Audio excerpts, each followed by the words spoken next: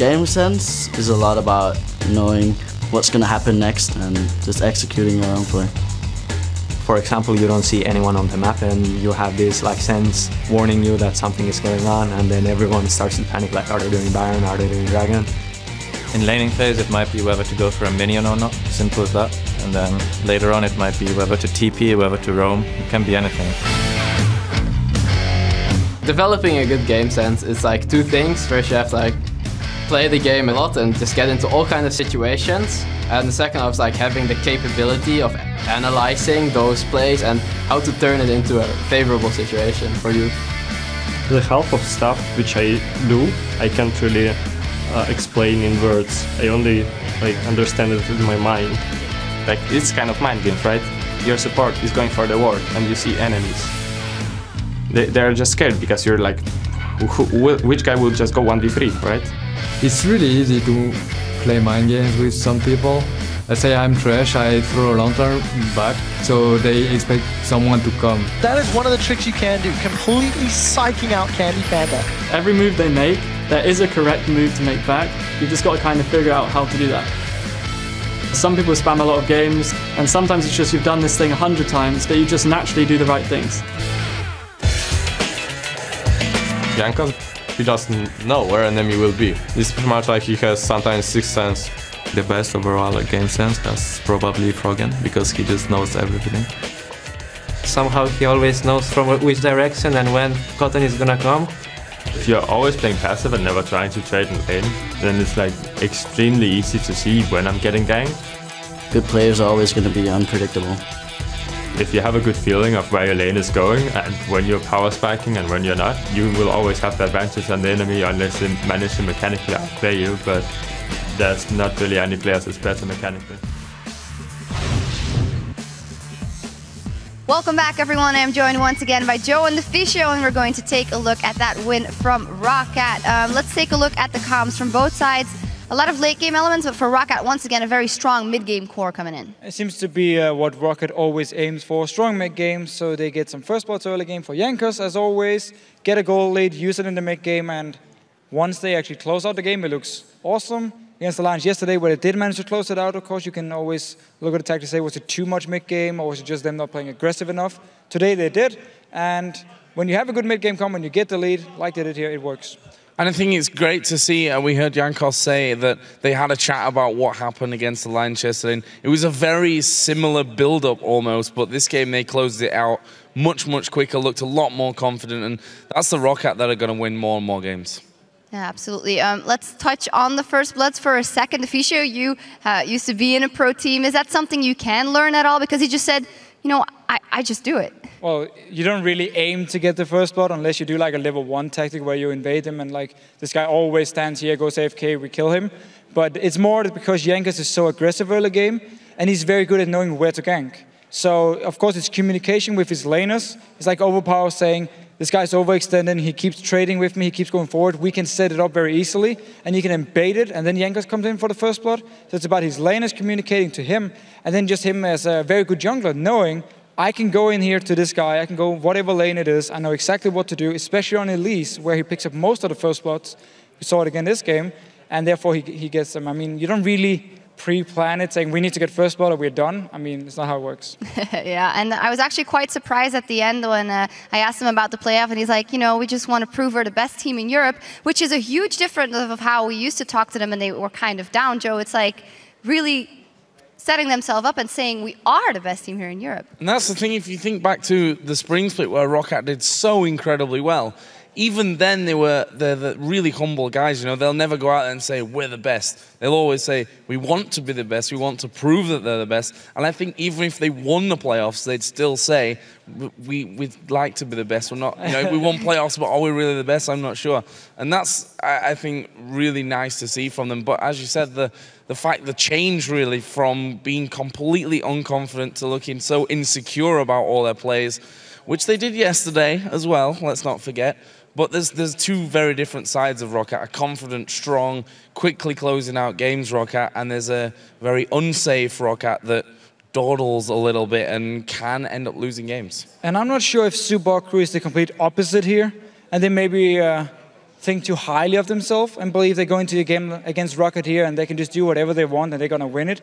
Because if you look at the way they played this game today, it was very strange. Like, they didn't really respect Rocket in any way, didn't respect the ganks from Jankos. Impaler and Rengar didn't do anything. They know Jankos loves to gank early game, and you pick Rengar against it, where you need to farm to level 6 before you can really join in. And once you even hit level 6, you did nothing in the entire game, pretty much. And also, if you do look at the way they play, they kept looking for the fights as well, or at least get caught up by Rocket, even though they were weak in the mid game and knew they just had to wait.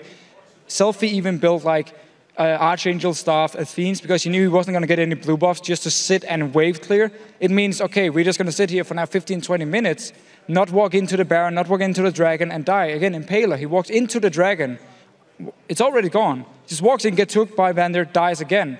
And it's just very weird, and it seems, I wouldn't say disrespectful, but at least like Super Hot Crew a little bit underestimated Rocket and the way they could play here and figured they could just pick whatever comp late game they want and it would be fine. Yeah, some strange decisions there from the Super Hot Crew. Well, thank you very much, gentlemen. Now let's head back over to Demon and Quickshot as we get into our next match. Thank you very much, Shox. It is indeed time for game 2 of the day to be between top of the table Alliance versus bottom of the table Gambit Gaming. A top 2 finish was already secured for Alliance, of course. However, yesterday they had a hard-fought game against the Rocket, who we just saw played tremendously well.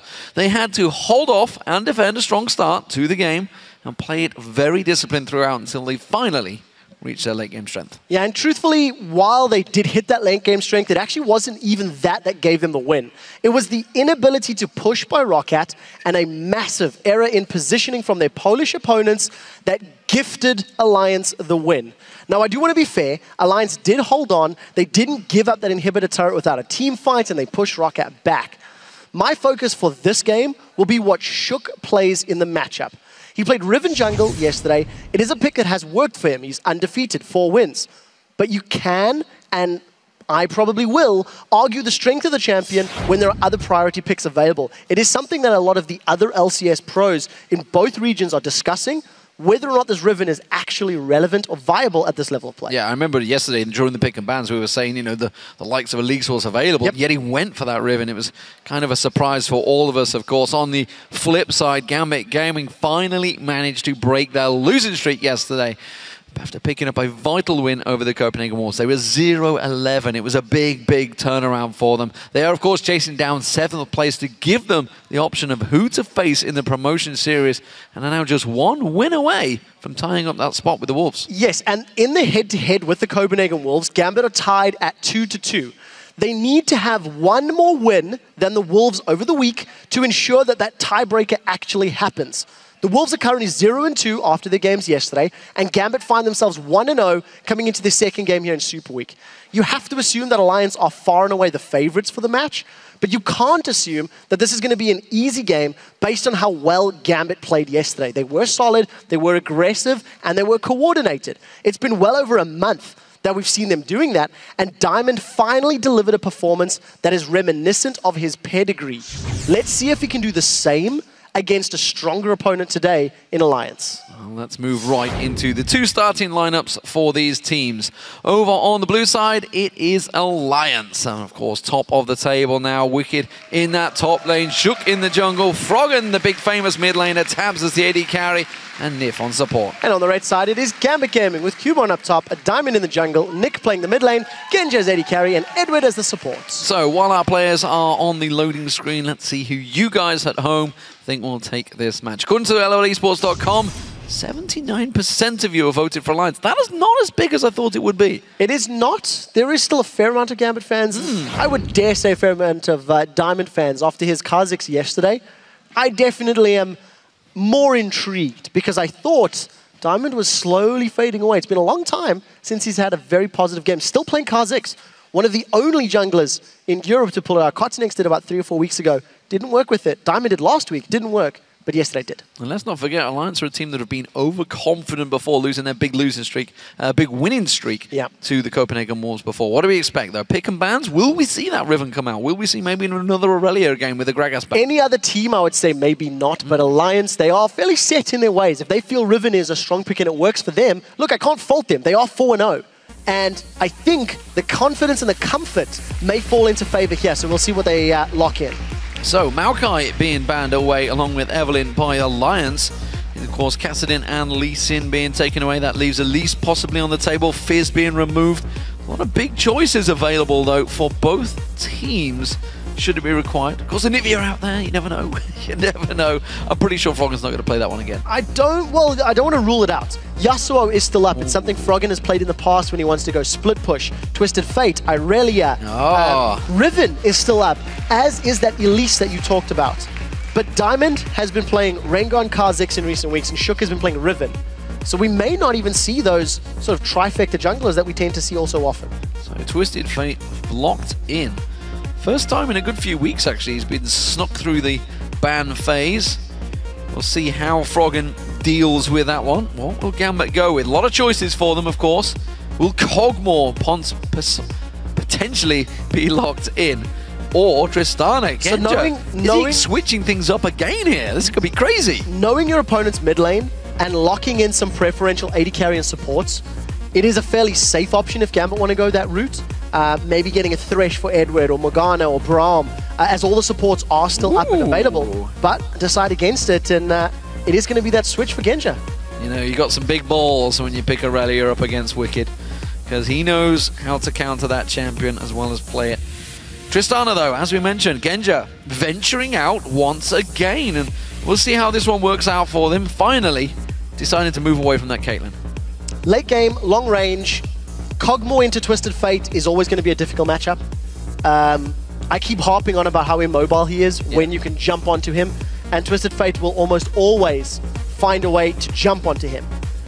And I like the fact that you point out that Irelia is taken off the table. What is Wickd going to play? Shyvana would be the obvious choice, because Wickd plays Gragas or Irelia. That's where the list ends. And he needs to go back to a previous champion, and the ones that he's played more than any other and to mixed levels of success has been Shyvana mostly. We've seen the Malphite from time to time. And of course Lulu. Yeah. Lulu's the other one that you do have to keep in mind. But Alliance like to mix things up, so they've got a strong front line, they've got flanking presence, they've got a massive amount of split push power. Shyvana, if he goes Blade of the Ruined King and TF, they can push those side lanes for days, but still no jungler from Alliance. We'll see how it works out for him. Of course, Tabzz locking in that Kog'Maw.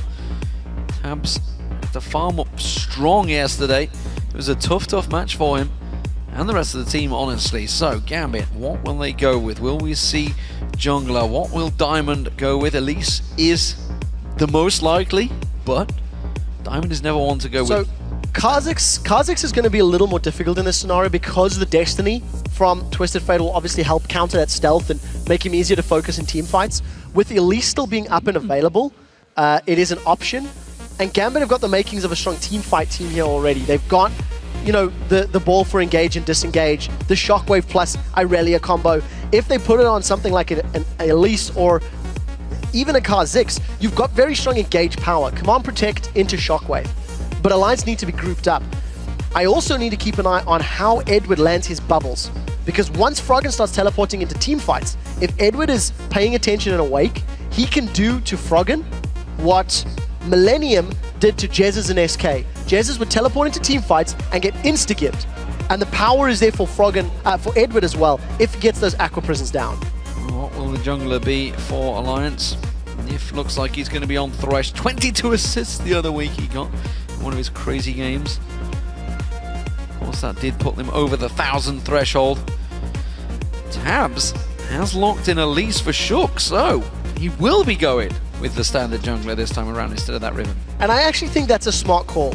The Alliance comp can push side lanes very effectively, and with the Twisted Fate, you're always going to have the power to find picks and single out solo targets. Once you add Elise into that mix, yes, Riven can do that as well, but it's slightly less risky with the Elise. Long-range Cocoon, you've got ranged auto attacks for tower pushes, and I like the combo of Elise plus TF when going on those side lanes. With Elise off the table, it has to be Kha'Zix, it has to be Skarner. I'm not expecting it. It's Eduard, it's Eduard. It is Eduard, but I'm just thinking for Diamond. What would Diamond run? He's done Skarner in the past, he's done Kha'Zix, Rengar is up as well. Rengar might fit. It'll be, oh, it has to, come on, although So, Rengar Orianna is a combo that is used very successfully over in OGN.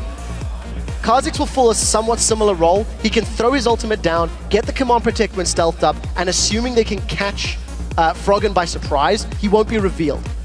But it is very, very dependent on Diamond getting ahead. I feel that when he plays Kha'Zix, he has no impact like he did 2 weeks ago, or he has a strong game and he's able to run amok like he did yesterday. You know, cast your mind back 2 years, CLG EU versus Moscow 5 would have been the classic, but now it is Alliance top of the table versus Gambit bottom of the table. A lot has changed in the 2 years. Let's see if these pick and bans have. So the first Destiny from Froggen, first 2 Destinies are going to be very impactful. If he can get his side lanes rolling, especially Siobhan and Kog'Maw, they can then stay ahead. Alliance's team comp is going to scale very, very effectively. On the other side of the coin, when we start seeing these team fights happening, Kha'Zix is eventually going to get resets, Tristana is eventually going to get resets. So for Gambit, it's all about getting that first kill, focusing them down, then getting those resets to keep fighting. So we need to see if they've got the coordination to beat Alliance. They did yesterday against the Wolves. Yeah, they started out well. We'll see how it works out. Have these picks, of course, managed to change your vote? Tweet hashtag AllWin for Alliance or hashtag GMB win for Gambit to @LOL Esports, and we'll see in-game if there's a new crowd favorite. Alliance, of course, leading the vote early on. Yeah. No surprises there. What do we think, though, overall? I mean, who's got the power early game? Because that seems to be where the games are starting to swing in everyone's favor. In this particular matchup, I actually think it is a little bit in terms of Alliance because of the death sentence, because those first Destinies are going to be impactful. Kog'Maw is strong in lane. Ilyas is very impactful at early games once she gets access to a cocoon. But they need to make it count in the laning phase, because if Gambit ever get ahead, they also can stay here. They're very mobile, very aggressive champions. A lot focusing on the junglers, they feel. Shook and Diamond, as it was in the previous matchup. Alliance starting out as the blue team up against Gambit as the red team, and we'll see whether we have any changes around in the lane phase. So Ghost Flash for Froggen. Not surprising there. Teleports in both top laners. And Flash heal for Nick. He was hovering on Flash Cleanse during Champ Select, but swapped that out to the last second. And I think for this game, the laning phase, if Alliance play aggressively, they've got the potential to set up a lot of kills, similarly to Gambit. But in order for, you know, a Kha'Zix and an Irelia to kill a Shyvana, Wickd really needs to be overextended or really needs to be caught out of position. And that doesn't happen all too often. Wickd is a fairly safe player. On the same token in the bottom lane, if Eduard lands a good bubble, then Tabzz or Nyph could be in trouble. But just like the previous game, as long as Nyph is paying attention, he can use that lantern and get Tabzz to safety in the nick of time. We'll see whether Nick himself in the mid lane will get caught out. Death sentence from Nyph. Is he going to try and fling it out? He will. There? He's in dangerous perilous position. Not quite going to last. Nick stepped back there. Well, that was optimistic. It was optimistic, but it's worth a try, that's for sure. Yeah, it always is. I mean, it doesn't cost you anything, you know. The team is in position. So late game hyper carry for Alliance. They've got the makings of a lane swap with both Tabzz and Nyph hanging around that mid lane. Yep. With Ilyas in the jungle, we may even see one of those 3-4 minute tower dives onto Kubon. It's something that we see a lot of the European teams doing now in these lane swap scenarios. Red Buff, Steel, and Gambit seem to be reciprocating.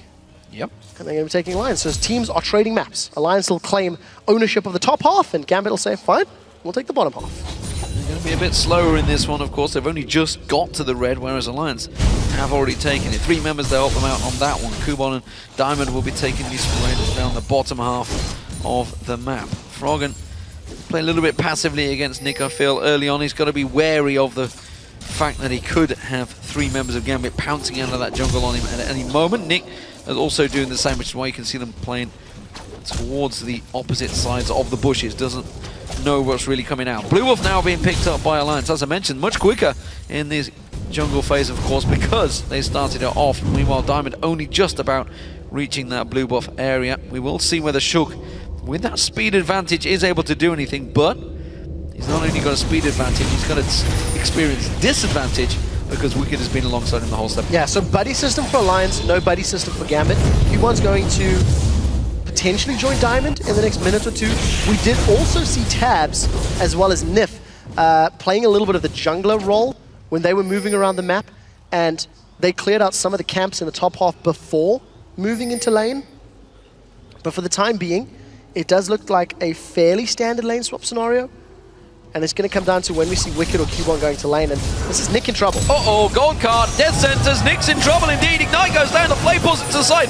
Eddie just in the right position at the right time, but now he's going to get focused on. Wickd is shook, dive towards Nick, meanwhile just off the side of the camera. First blood will go down, it's Wickd that picks that up. You see a great gain, another kill. This time Froggen goes down, Nyph's in trouble. Kubon gets on towards him. That will be picked up by Eddie, and now they can see him turning around. Wickd travels, getting towards Edward, he goes down. 2 for 2 so far, Diamond taken low, but you can see Shook is all on his own. In goes pouncing Genja, and he will get on there. And would you believe, a 4 for 3 trade, I think it was, a 4 for 2 trade for Gambit, and now they go Dragon. They managed to come away. Diamond is the man of the moment.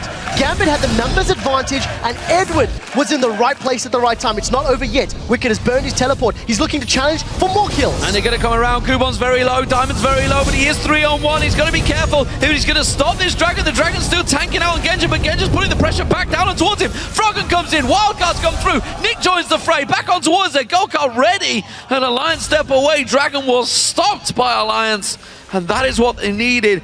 And after all of that craziness, it's still only a 400 gold differential between these two teams. Eduard is probably the reason Gambit managed to come away with this. He's in range to support Nick.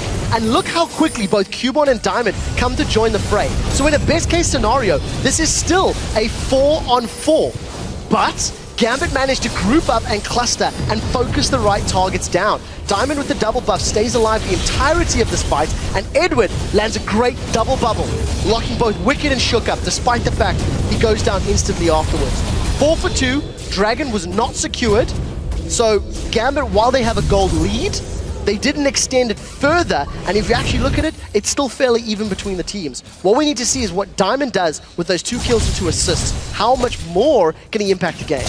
Well, the vote still says Alliance will win it. We'll see whether that works out after a fantastic opening to this game. They're going to need to remember also, while that was all happening, Tabzz was off on his own in that top lane, building up his farm. You can see 38-18 for Genja. Genja himself, of course, picked up that 1 kill. Eduard's in trouble. Evens itself out. Eddie's in trouble. Death Sentence comes in. Cocoon goes down. Eduard's in trouble. Wickd will get on towards him. He will get the last hit and get himself another kill. He's now 3 for 1. That was just overextended. Eddie did not need to be there, had not anticipated Alliance would play that aggressively, and he gives up a kill. Now it's actually Alliance that are setting their sights on Dragon. They know they've got the numbers advantage, and they've just seen Diamond in the top lane. So they were assuming they could rush it down, but there's not a lot of damage between all the carries. Without having Cogmore there, that would have been a very, very long Dragon. So wisely, Alliance back away from it. But this is an interesting lane setup. Kubon is still roaming. You've got a 3-man in the bottom lane putting damage on the tower, and as you pointed out, Tabzz is continuing to CS. He's got a level advantage, 2 level advantage over Genja, and nearly double the CS as well. So this Cogmore is going to come into the mid game significantly stronger than Genja if this roaming aggressive play continues to happen. Well, Froggen, you can see, playing very passive. He's well aware of the fact that Diamond's in his half of the jungle. He passed by a ward a moment ago and was pinged out. Diamond will clear out the pink ward that Froggen just placed. So that's going to give Gambit the advantage in the top half of the jungle. That's going to give Tabzz some issues. You can see he's now gone back to buy. Gets himself a Sheen early, and now will join the lower half of the map down towards that bottom lane. Yeah, with Dragon Threat being a possibility, that's why Tabzz is going bottom lane. And we talked about how Diamond has got the kills for Gambit. Wickd is the one that's picked up all 3 kills for Alliance. So he's on Shyvana, champion I haven't seen him on in a couple of weeks. And he's got some early kills. So this lane swap shenanigans has actually worked out fairly well in his favor. He's got about a 600 or 700 gold lead over Kubon, which has allowed him to pick up an early chain vest. And we'll need to see how Wickd makes use of his teleport going forward. Still about a 1/3 of the way off cooldown. Gambit with some good vision in the river as well. So smart play actually from both of these teams thus far. Genja not wanting any of that. The moment Tabzz showed himself in lane, he's like, I cannot compete with this. He's got a Sheen, he's well ahead of me in builds. I need to go back and spend some of this gold, but he can see it's a big differential between them right now. Pickaxe is all he will come back to lane with. He is trailing by around about 400 gold, so we'll see how that continues as this game moves on. He will completely wipe out that wave. Nyph, of course, warding out, giving vision over at that Dragon, which was focused on early, but since then both teams have realized we need to step back a little bit, calm down this situation, because this game can get out of control quickly. Yeah, it already started very chaotically, but Alliance are just pulling slightly ahead in the gold. A large portion of that is due to Tabzz having a 30 CS lead over Genja, thanks to being left alone in lane. But we need to see how he continues to punish. Because of the strength that Tabzz already has over Tristan in the laning phase with a Cogmore, and the early Sheen advantage, it is definitely something they need to look to punish. Nyph and Diamond moving over towards this blue buff, actually. We are going to see Froggen. He wants to get it. Shook is having to back away from this one. This is going to get stolen away, I feel. Shook smited it. Had to smite it, had to steal it away. That will be taken from Froggen then. And of course, that will cause him a few problems in lane against Nyph. Yeah, once again, just delaying the power spike. We talked about how important the first Destiny from Froggen will be. And something I remember Joe saying last year is how impactful that determines the rest of the mid-game. We'll expand on that point in just a moment or two, as both junglers are chilling with Wickd and Kubon. Kubon does not have access to his ultimate yet. We need to see how quickly he can level up, because this could get very explosive. Well, he tried to bait it out, but Diamond was being very obvious and just walking up there. I think they're realizing that there is a potential threat. Kubon, very aggressive, low on mana, so which is a big issue potentially on Aurelia should this go against him. He hasn't hit level 6 yet though, he is about to. There we go, so he's now got his ultimate available to try and get some of that lifesteal on. Look for Cocoon from Shook. Very, very patient play. The ultimate used, now the Cocoon, oh, perfect pixel placement there. But you can see Froggen coming in, they're going to tower dive this one, Gold Guard comes down, Kubon will drop.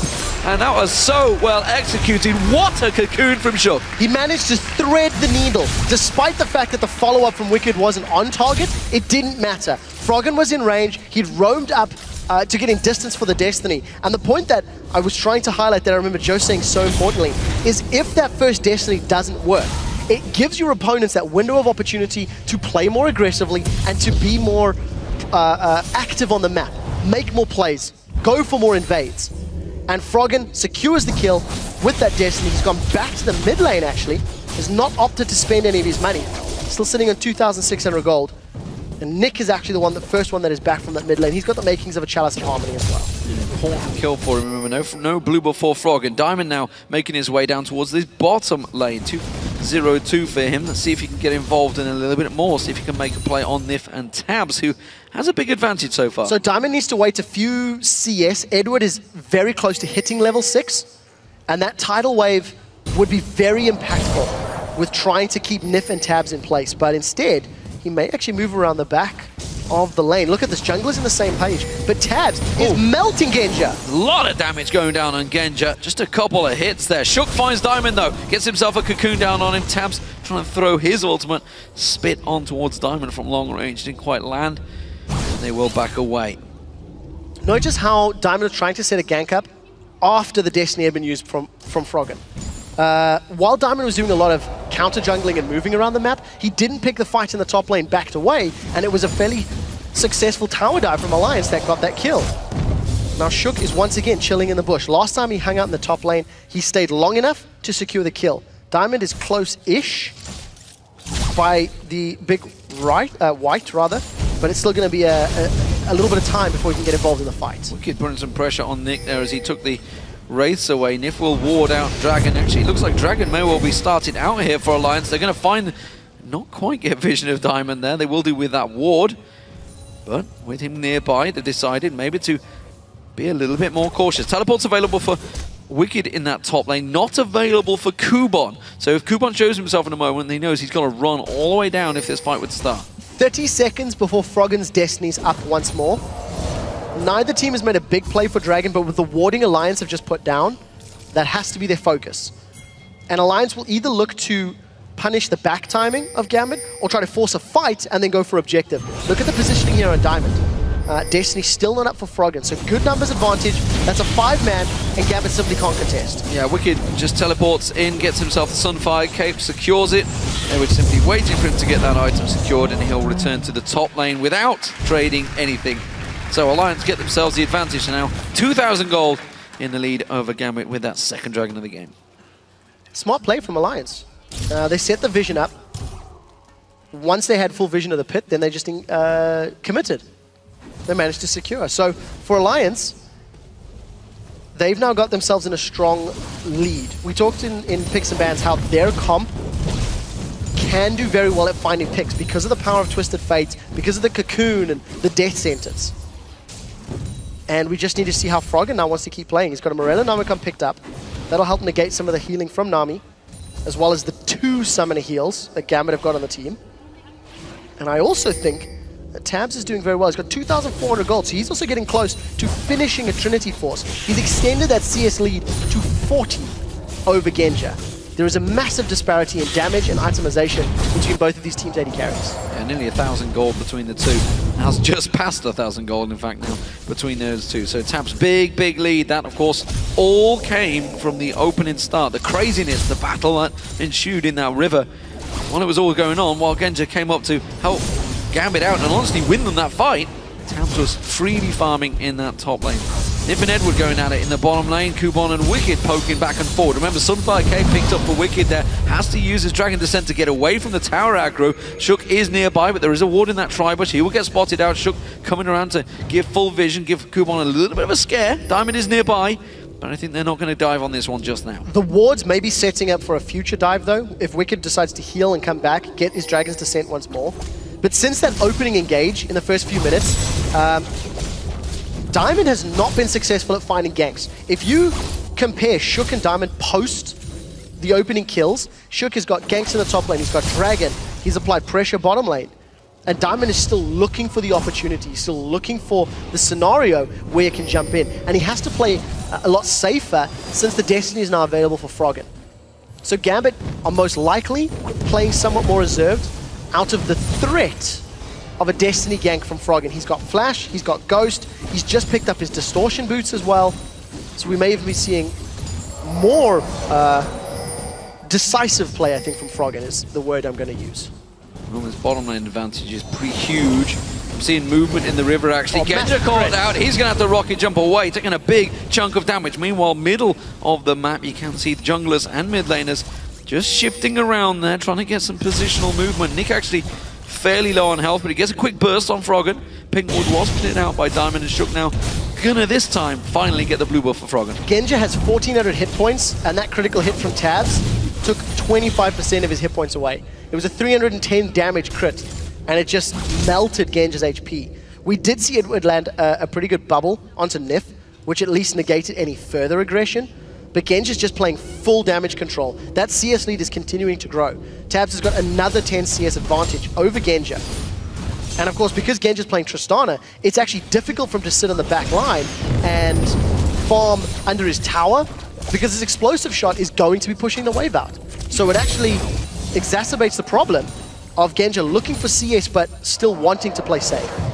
We saw there, Diamond, of course, did level up his Void Spikes in his first evolution. We'll see what he does second time around. But that tower goes down. First one of the game for Alliance. Down in the bottom lane. Concrete performance from Tabzz this time around in Nyph. They are dominating this lane, honestly. A 60+ CS advantage now built up by Tabzz over Genja, and they are not backing off just yet as they move 3 members onto this turret. You can see, actually, Nick making some moves. He's coming across. Remember, Destiny is available from Froggen if he needs it, as well as the teleport, not up currently for Wickd, but is for Kubon. Another great bubble from Eduard. It at least reduced some of the damage. Gambit are going to look to surround. Ooh. Look at Diamond coming in from behind. If Froggen wants to move for Destiny, that was a flash from Tabzz, I believe. There's the tidal wave. Eduard flashed in as well. Diamond comes around. Nyph flays him back there. Gets the death sentence on towards Nick. It's going to simply flash away from this one. Shook's going to try and run. Nyph may well be the sacrificial lamb here. I think he will go down. Tabzz is trying to make tracks here. Destiny not going to come out. Froggen's choosing to continue pushing the mid lane instead. And that gives 2 kills for Gambit. So they shut them down. If Alliance can get 2 towers, that is a more than fair trade. Alliance get map presence and control. Shook makes it out alive, but you have to think that Tabzz, Nyph, and Shook were overextended. They may have counted on the pressure from Froggen, at which point Alliance decided to go the other direction. Nick is very low on hit points here and eats of wild cards as well, so got to be very, very careful. He's at threat of being caught out by Froggen.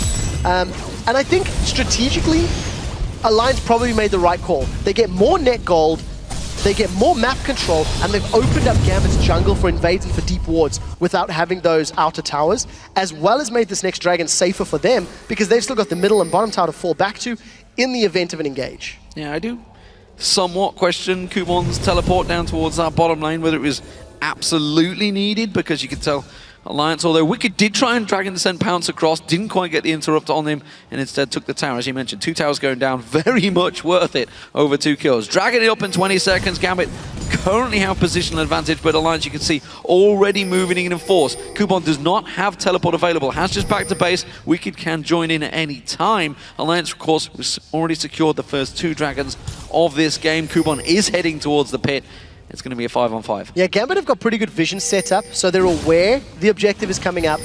They do, of course, have the timers, as long as they've seen the pit. But very importantly for Gambit, they can't run the risk of being collapsed on quickly. Because if Froggen manages... I mean, look at the damage from Tabzz. Oh. He's just poked down Eduard. There is a tidal wave available in Gambit. This is risky. Teleport from Wickd as well as Destiny is going to come down from Froggen. And there's the engage. No, instead, teleport comes in. Aqua Prism does not land because of that flash. Of course, top lane was pushed in, mid lane is pushed in as well. The inner turrets are taking a beating here, while Gambit trying their best to prevent them going towards this. Or Blue Buff might get stolen away here. Diamond had to smite that one away. That does mean, of course, Smite is no longer available for the Dragon. Now, Alliance have got positional advantage. They've opted to go for the Dragon instead of the mid tower. Gambit couldn't even contest. Death Sentence gets avoided, but look at this. Gambit are being split up. They were forced to defend their own blue buff with the smite. So, sort of traded from earlier in the game. And while Gambit were defending their blue buff, Froggen was pushing mid lane. The rest of Alliance are now grouping up potentially to push top lane. This is all Alliance. They are dictating the tempo, and Gambit have not been able to find an opportunity to break Alliance's lines. And this is what Alliance do best. Every team that's faced them has said, you know, positional map advantage. Alliance are the best in the business at this one. Gambit chasing down kills here, but they're leaving so much available on the map. Again, Tabzz free farming down that bottom lane. Froggen shoves up the mid wave, and a simple lantern from Nyph just pulls Shook out of danger, and 5 members of Gambit are completely left lost in the mid jungle. Yeah, Eduard threw out that tidal wave. It didn't work out. Probably the smart call, because Froggen was in the mid lane, Tabzz was in the bottom lane, so Gambit sensed there was a theoretical opportunity. But they just couldn't catch up with the mobility. You know, Nyph, with those boots of mobility, was able to get out to a safe enough distance. And he's definitely one of the unsung Thresh heroes. Nyph is very, very solid on this champion. And if you go back to the beginning of the split, maybe it was last split as well. Wickd in trouble. Well, Wicked's in a 2v1 here. He's doing a good trade, but it's not going to quite be enough. He will go down. Destiny comes out. Is Froggen fancying it? Yes, he is. He's going straight in. Diamond gets actually sacrificial hit. But Froggen, look at this. Pops Ghost. He's chasing on Kubon. Don't think he's going to get close enough. Instead, we'll just red card and clear the wave. Very important that he picked up those double buffs as well. Blue buff, rather. He had red buff previously, so grabbed himself that blue buff after Diamond smited it in the previous engage. And Nick, Death Sentence, can it connect? If it does, Tabzz has got the damage. There is a minion wave there. He won't get the slowdown on him. As we mentioned, Nyph has got those boots of mobility. Shockwave pulled in. That's not going to be enough. He can just quickly shield that one off. And Tabzz comes in to protect his support. And Nick forced to back away. Yeah, but now with the damage that was put onto Nick and the fact that they know Shockwave is not available, Alliance can siege. They've got a lot of damage with Twisted Fate and Hourglass, as well as Tabzz with Trinity Force, so they can destroy this tower in a couple of hits. There's no Shockwave threat here for Gambit, and Nick has got no mana. So it's super easy pickup for Alliance. Punishing the panic play, I think, from Nick. So, first inner turret of the game goes down for Alliance. Now 4-0. Continuing. Kubon chasing on towards Froggen. Has he got the gold card? Will land it, but I'm not sure if it's enough to get away. Kubon chooses not to follow. Hasn't got the vision of the rest of the team in the jungle there. But he forces Froggen to back. It's important to note how much damage Kubon actually did put down. Despite being 7,000 gold down, if Gambit can find the right opportunity to engage, they could pop somebody very quickly. If Froggen, you know, lands with Destiny, gets instantly caught by a bubble from Eduard and blown up, you can get resets for Diamond and for Genja. Let's see if Diamond's actually evolved his wings. He has. So, if Gambit can find the right opportunity and kill Shook, Froggen, or Tabzz very quickly in a fight, they can get the resets and chase. But that's the only way that they can make up this deficit. It's very reliant on killing Froggen before he hourglasses and not being knocked away by the Dragon's Descent from Wickd. And honestly, if Tabzz is left alone in that back line, he will kill everyone. Everyone on the field, no doubt about it. You just saw the damage he did to Diamond there. Just a 3-hit combo and half his hit points were gone. That's your jungler going down, who's 3-1-4, the most fed in the game so far for Gambit. So 7-5 in kills, but that's not what counts. 4-0 in turrets is the objectives. And more importantly, that gold advantage, of course, is 6,000 in their favor. Alliance starting off well here. Well, Gambit, in fairness, started off well, but a little bit of a loose play at the start. 4-2 up in the opening, exchanging kills as Eddie gives us a quick song as he backs. Will give Alliance a big lead in this game. 2 minutes to go till Dragon. Alliance are going to ward up the blue side jungle of Gambit, shove out that bottom lane, potentially to the inner turret. And they're either going to get the turret or they're going to get the Dragon. Look at the vision that is now being set up. Pink wards, green wards, the buddy system of Nyph and Shook. While all of that's going on, Wickd is potentially getting ganked. He does have Dragon's Descent and his teleport will be available soon. But look at the pressure onto that tower from Alliance. Well, this is what we've seen before, honestly. Wickd pulling all the attention. Flash will be back off in just a moment. Tabzz goes in, shoves up the minion wave, goes back to buy, completes Blade of the Rune King, and heads on back. And Alliance, they're in full control of the map right now. 2 Blade of the Rune Kings on the side of Alliance. A lot of damage from Shook with the Spirit of the Spectral Wraith and obviously the Hourglass and Froggen. There's not a lot of defensive stats yet for Gambit. Diamond has gone all aggressive. He's got a Brutalize in the makings of a Last Whisper.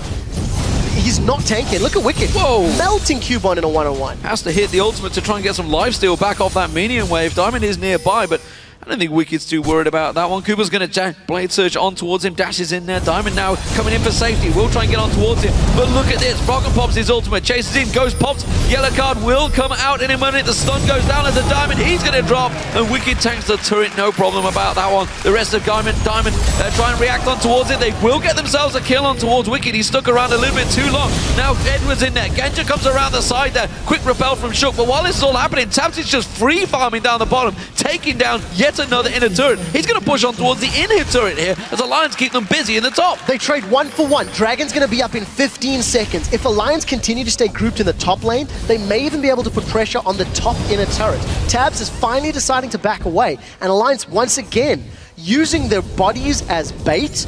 As soon as Gambit commits, team members of Alliance take down towers elsewhere on the map. They grab an uncontested tower in the bottom lane. Tabzz continues to get farm, and now Alliance are roaming to the Dragon that we talked about. They set up this play in the bottom lane, realized there was an opportunity top lane. Froggen was forced to Destiny, of course, and the rest of the team came to back it up. But Alliance are just going to get their 10,000 gold lead. Yes. I'm going to call it that. At 25 minutes. Just 800. I can almost math. It's almost there, almost there. So Alliance, big advantage for them now as they continue to prove why they are the top team in the league. And let's point out, more importantly, that if they win this game, they will be secure in that top spot come the end of Super Week, because they have that advantage over Fnatic, and Fnatic can now only equal them if Alliance were to win this matchup. Currently, Alliance would put them 2-0 in Super Week, which is a very, very good start for a team that has been, honestly, in brilliant form throughout the season. Yeah, it has been their season.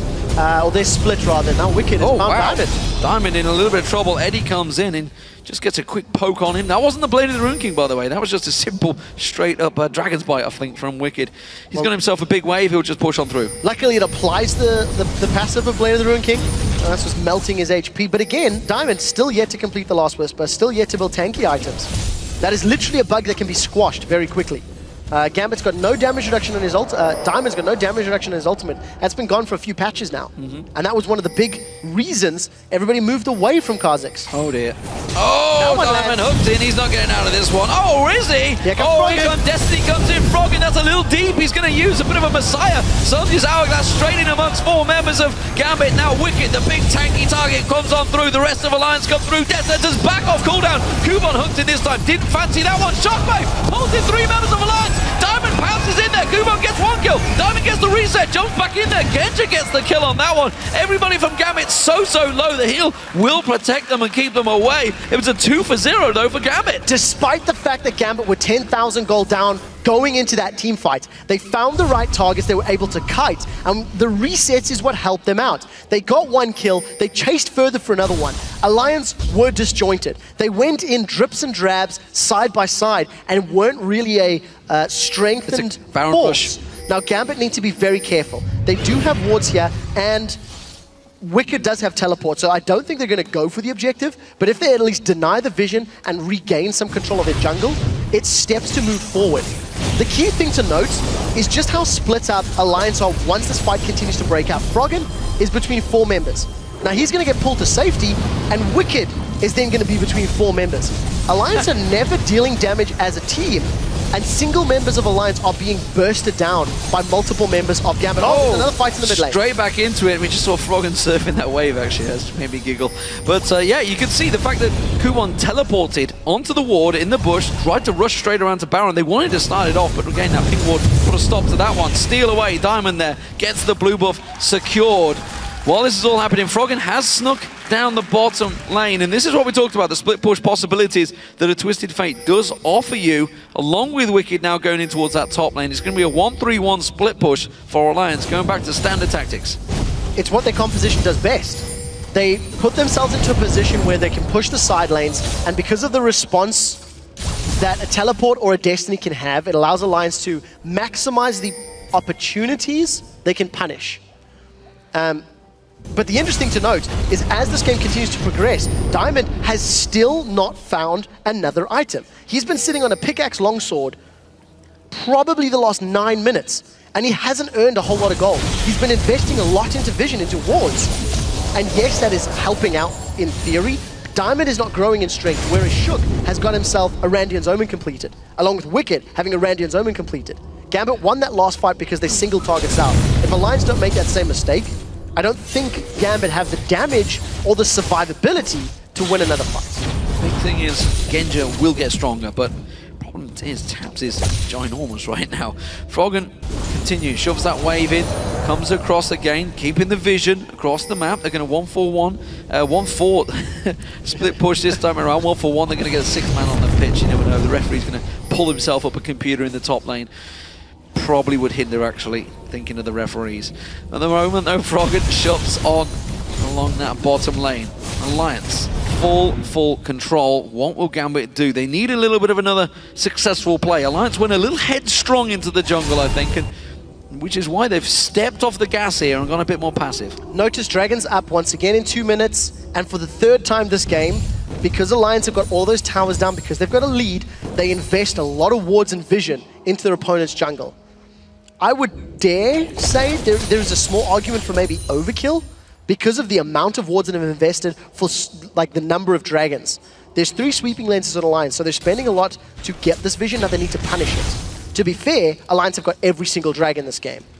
But we'll see how they handle themselves. 45 seconds before it respawns. Gambit have not started to make a motion down there to either clear out wards or to get vision themselves. And I don't think they're going to be looking for a straight-up fight. They don't want a 5v5. Gambit want to surprise Alliance, 3v1, 4v1, and then fight the rest of the team once they have a 5v4 scenario. Well, if you hold a conversation with any member of Alliance, it's only 2 sentences before they say vision control. Yep. Even if it's just, you know, you're talking about going down the pub later, they talk about vision control. You don't want to know about that. But they are very much focused on that one as a team, absolutely what they believe in. We heard, of course, Peke talking about yesterday in his interview, talking about their victory over Super Hot Crew, and talking about how basically the vision they had aided them in a complete dominant victory in that game. Yeah, and it's one of the tools that just gives you the information to work with, especially when you've got a Destiny and a teleport to move around with. But for Alliance, they've not picked the best fights. They've picked the best objective trades, and they've been able to keep control of, you know, the towers and the dragons.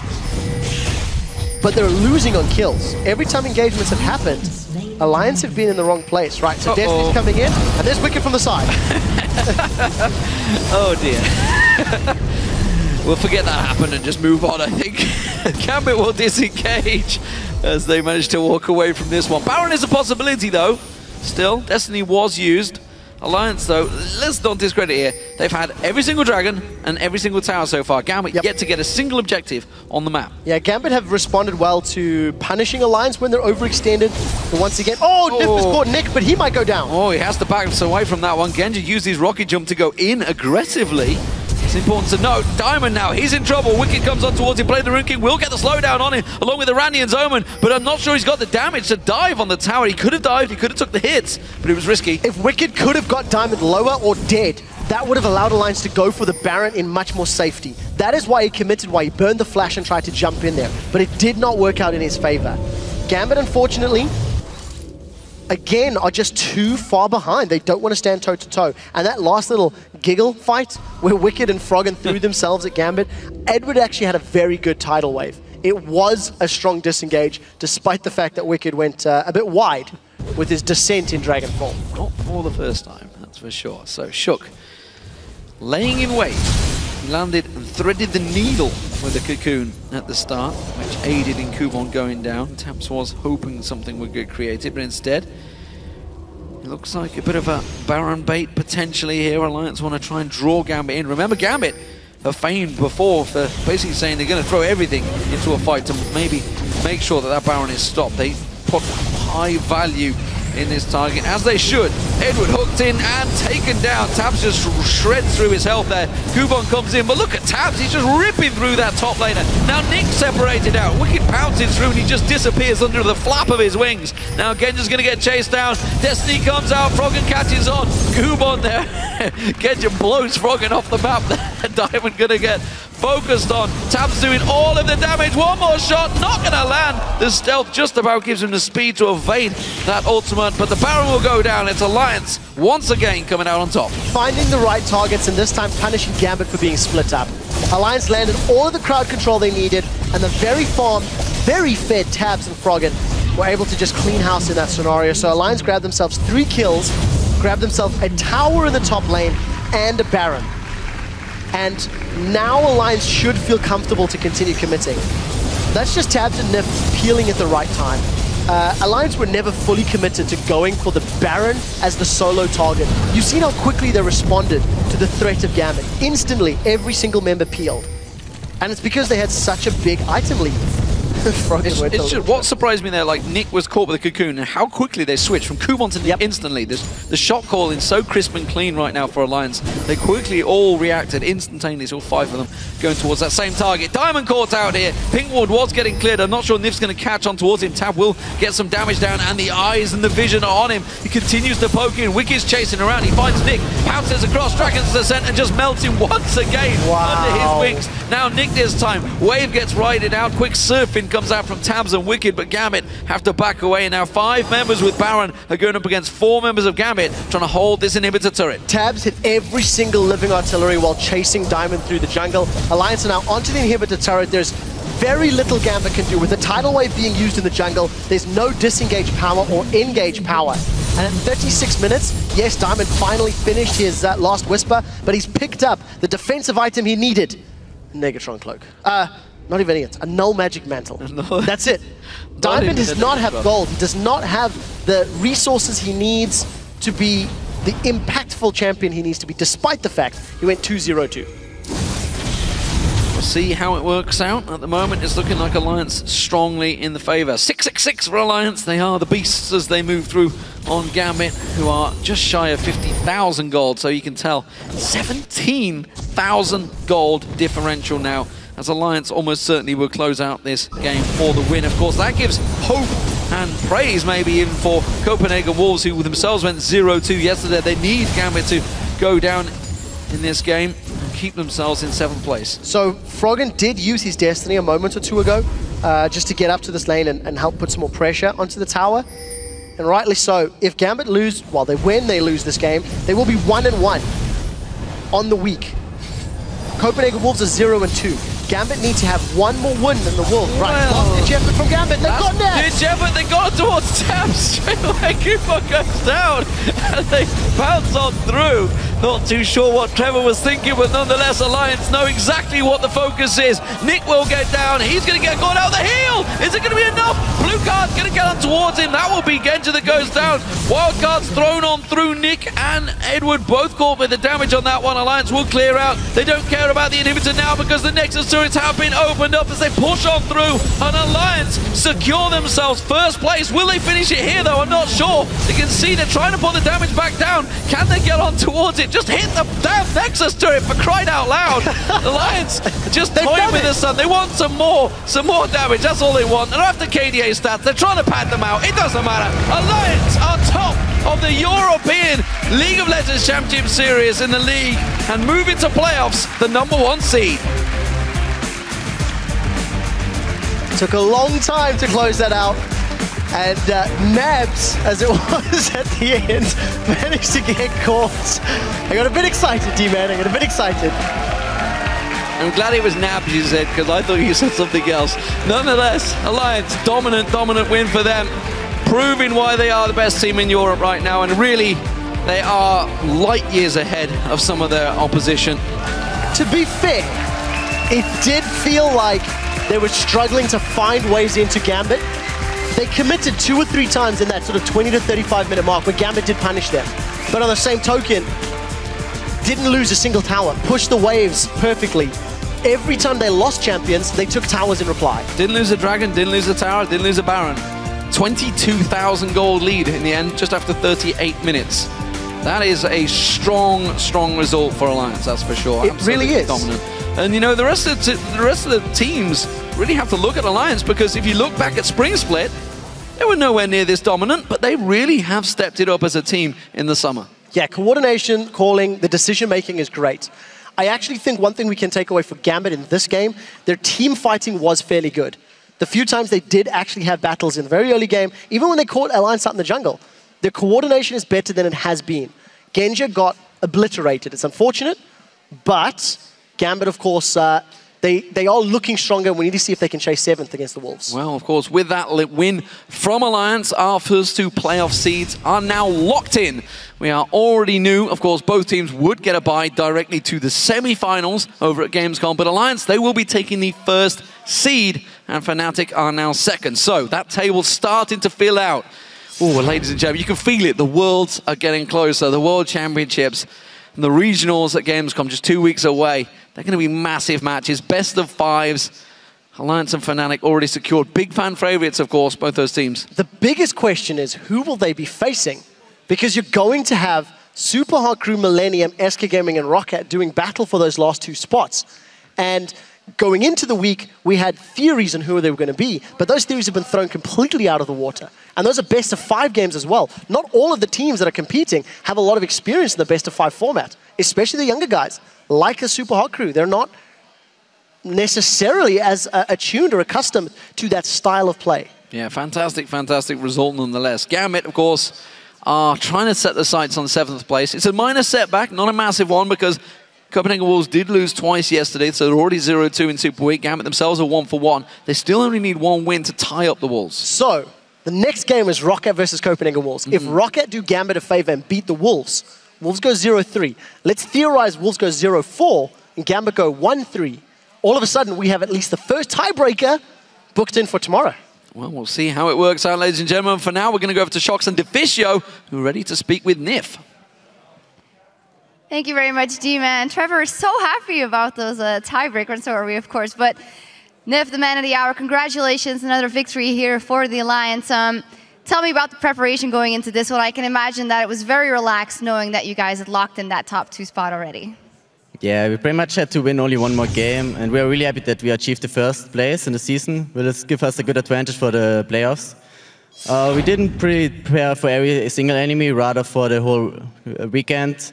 So we had some tactics prepared. This time we had a pick comp and we made it work, even though we had a lot of mistakes. It really seemed like you guys controlled the game in the case you always got all the objectives. Yes, you gave up a few kills. We can actually just pull up the replay we do have, because it's where you guys are already in the lead and you're baiting out the Baron, you're waiting for Gambit to make a move. So we can just roll the clip and you can talk over it. Okay, yeah, so here we catch Nami. He wants to ward so deep and we get the kill, and then we just clean up afterwards. They are splitting, so they get the one full cocoon from Shook, and then we get the Orianna. We knew she had no flash, I think. Yeah, and then we just keep chasing with the TF ultimate pretty much, and then we just have to clean up and then get Nash and then finish the game. And it seemed to be the tactic you guys were going to run with Wickd split pushing, and then you had the rest of the members in the mid lane. Froggen could always join in. And somewhat the same he's doing here. As soon as you guys are chasing, he joins in, he picks up the kills. Was the whole idea just to do this 1-4 for pretty much the entire game long, or what was the plan? Yeah, it depends. We have TF, so you just have to pick around the map wherever there's someone out of position pretty much. You don't have to do it 1-4, you can 1-3 as well, but I think 1-4 was a smart idea in that game. Well, you guys did fantastic in this game. Do you feel any difference in the way Gambit is playing now, obviously, in comparison to how they were playing before? Because it seems to us that they have better synergy. They did lose this game, but it didn't seem like it was a walkover. Yeah, I think they played better. They had a good early game as well, where we also made some stupid mistakes.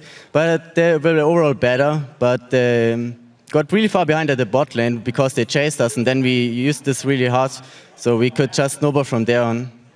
I asked Yellowstar yesterday who he thought would actually qualify into the semifinals between SK Gaming, Millennium, Rocket, and Super Hot Crew, of course. And I'm going to ask you as well. Which two teams do you think is going to make it into the semifinal? From the quarterfinals, who's going to win, get into semifinal? Oh, that's a tough question. Or who would you rather face? I would say a face? Super Hot Crew. I think they are the strongest team right now. Even after they lost 2 games here in Super Week, you still believe they are the strongest of the 4?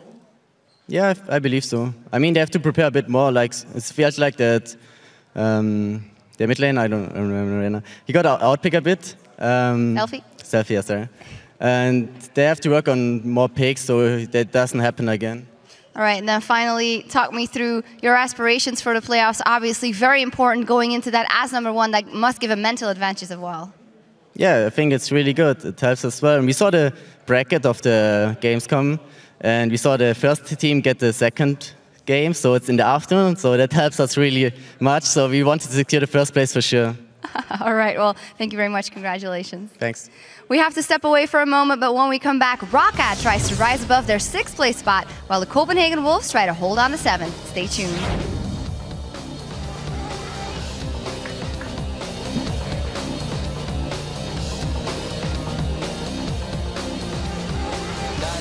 We are on win streak. We need to abuse that.